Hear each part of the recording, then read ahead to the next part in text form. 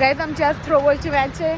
सानिका आम्हाला चेअरअप करायला आली आहे. बघून आम्ही तिच्यासाठी खूप ओरडायचो. आज बघू किती ती आम्हाला किती चेअर करते बघू.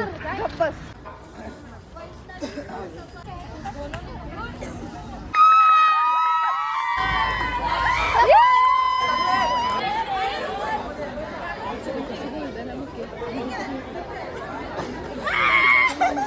आता सोडायचं.